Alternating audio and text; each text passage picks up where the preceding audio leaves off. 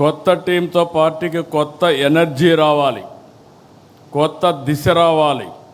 కార్యకర్తే అధినేత అనేది కేవలం స్లోగన్ కాదు, ఇది మన సిద్ధాంతం. ఆచరణలో చేసి చూపించాం. ఈరోజు వేదిక పైన చూస్తే ఒక మండల పార్టీ అధ్యక్షురాలని, ఒక క్లస్టర్ ఇన్ఛార్జిని పాలిట్ బ్యూరో మెంబర్గా చేయగలిగాం.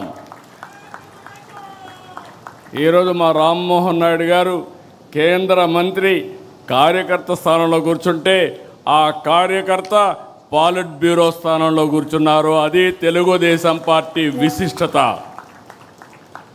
దేశంలో వేరే పార్టీలో సాధ్యం కాదు. That is Telugu Desam. ఏదైతే చెప్పామో దాన్ని నిరూపించుకుంటున్నాం.